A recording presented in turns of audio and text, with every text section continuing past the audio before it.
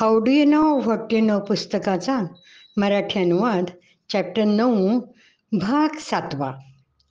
ज्ञान संपादनाचे 3 टप्पे.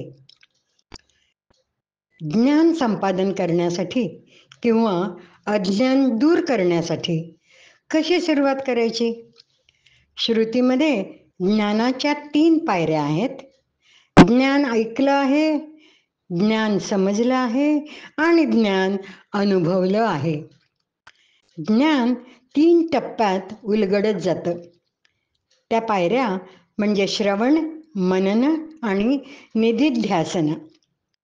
ऐकणे, चिंतन करणे आणि ध्यानधारणा.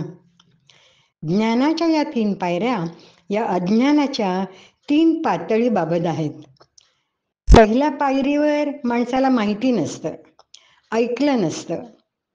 दुसऱ्या पायरीवर त्याला समजत नाही आणि तिसऱ्या पायरीवर त्याला अनुभव नसतो.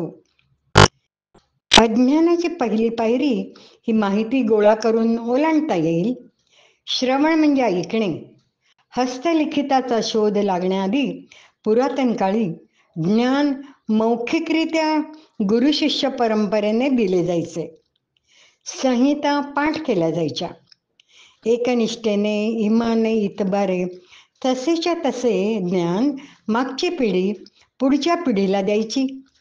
या कार्यपद्धतीला श्रवण म्हणू लागले. हल्ली माहिती घेणं कुठल्याही स्रोताकडून म्हणजे श्रवण. सुरुवातीला तथ्य, वस्तुस्थिती माहिती नसल्याने या अज्ञानाच्या टप्प्याला श्रवणाची गरज आहे. उदाहरणार्थ, एखाद्याला स्वित्झर्लंडची माहिती नसेल. पहिली ज्ञानाची पायरी म्हणजे ऐकणे, वाचणे. त्यामुळे स्वित्झर्लंडची माहिती मिळेल, परंतु समज अजून आली नसेल. अब्राहम लिंकनने किती सार्थ म्हटलंय, he has dived down deeper into the sea of knowledge and came up drier than any other man I know. मनन म्हणजे चिंतन, रिफ्लेक्शन.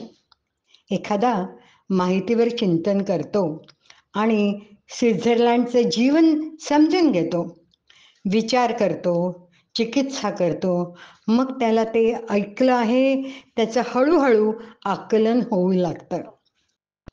निधिध्यासन म्हणजे ध्यानधारणा.